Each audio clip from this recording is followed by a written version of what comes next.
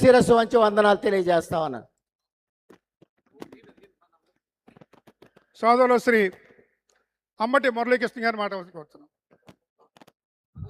సభాధ్యక్షులు తోట నరసింహం గారు, అదేవిధంగా నేడు శ్రద్ధాంజలి సభకు విరివిగా ఇచ్చేసినటువంటి ప్రజలకు నా హృదయపూర్వక నమస్కారం. 1978కి పూర్వమే పద్మనాభం గారు తండ్రి 2 సార్లు శాసనసభ్యులు చేశారు. వారు 4 సార్లు శాసనసభ్యులు, మంత్రి, డ్రైనేజ్ బోర్డు చైర్మన్ చేయడమే కాక ఒకసారి పార్లమెంట్ సభ్యులుగా కూడా పనిచేశారు. అయితే భారతదేశ చరిత్రలోనే లాల్ బహదూర్ శాస్త్రి తరువాత ఒక మాటకు కట్టుబడి, నైతికత కట్టుబడి 2 సార్లు రాజీనామా చేసినటువంటి విఘ్నత కలిగినటువంటి గొప్ప నీతి గల నాయకుడు. అంతేకాకుండా ప్రతిపక్షాలు కూడా వారిని అవినీతి అనే పదాన్ని వారికి సంబంధించి ఎప్పుడు వాడలేదంటే ఎంతో గర్వకారణమైన విషయం. అందువల్ల వారిని స్ఫూర్తిగా తీసుకొని భావితరాలు రాజకీయం చేయాలని కాపు జాతి ఉద్యమం కోసం పనిచేసినటువంటి ఆ వ్యక్తికి సానుభూతిగా పొట్టి శ్రీరాములు నెల్లూరు జిల్లా, వైఎస్ఆర్ కాంగ్రెస్ పార్టీ కడప జిల్లా, ఎన్టీఆర్ కృష్ణా జిల్లాలాగా ముద్రగడ పద్మనాభం కాకినాడ జిల్లా పెట్టాలని ఈ ప్రభుత్వం పెట్టకపోతే రాబోయే రోజుల్లో భావి ముఖ్యమంత్రి వైఎస్ జగన్మోహన్ రెడ్డి గారు ఆ పేరు పెట్టాలని ఈ సభాపూర్వకంగా వారికి విజ్ఞప్తి చేస్తూ వారిని స్ఫూర్తిగా తీసుకుని భావితరాలు నీతి నియమాలతో రాజకీయం చేయాలని నేను కోరుకుంటూ నాకు ఈ అవకాశం కల్పించినటువంటి సభాధ్యక్షులకు కృతజ్ఞతలు తెలియజేస్తూ సెలవు తీసుకుంటాను. మీ అంబటి మురళీకృష్ణ.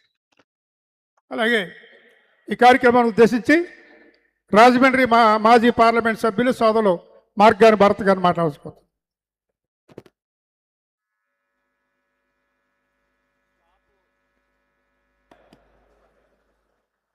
కాపు కులానికి టైగర్ ముదరగడ్డ పద్మనాభం గారు, వారి యొక్క పవిత్ర ఆత్మకి శాంతి చేకూరాలి.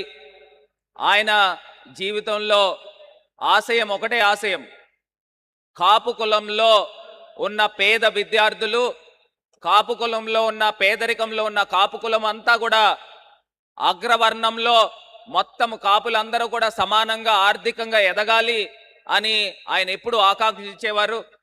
ఆయన ముదరగడ్డ పద్మనాభం గారు ఒక చిన్నపిల్లల మనస్తత్వం, ఆయన అలుగుతూ ఉంటారు. మరి ముదరగడ్డ పద్మనాభం గారు జీవితంలో అందరూ కూడా ఒక ఆదర్శంగా తీసుకోవాలి. ఎందుచేతనంటే ఆయన ఒక పిలిపిస్తే ఎన్ని లక్షలాది మంది ప్రజలు వచ్చేవారో, కులాలకు అతీతంగా వచ్చేవారు అనేది కూడా ఒక అంశాన్ని గుర్తుపెట్టుకోవాలి. ఇవాళ రాజకీయ పార్టీలందరికీ కూడా ఒకటే పిలుపునిస్తున్నాం, రాజకీయాలకు అతీతంగా ఖచ్చితంగా ముదరగడ్డ పద్మనాభం గారికి ప్రతి రాజకీయ పార్టీ వారు కూడా సంతాప సభలు పెట్టాలి. ఎందుకంటే ఆయన ఒక గొప్ప నాయకుడు, ఒక కులంలో ఒక గొప్ప నాయకుడు. అలాంటి వ్యక్తులు మళ్ళీ పుడతారా అని అంటే నిజంగా అలాంటి గొప్ప వ్యక్తులు దేవుడి యొక్క ఆశీస్సులు ఉంటేనే మళ్ళీ పుడతారు.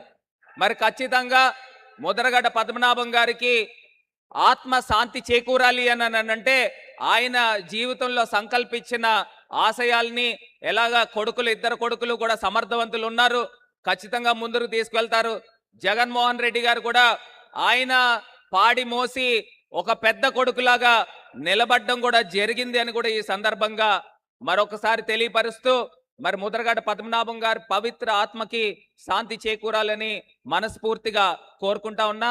కాపు జేఏసీ సభ్యులకి, అదేవిధంగా ఇక్కడ సమన్వయకర్త ఆయన తోట నరసింహం గారికి అందరికీ కూడా ధన్యవాదాలు తెలుపుకుంటూ సెలవు తీసుకుంటున్నా. జై ముదరగడ్డ.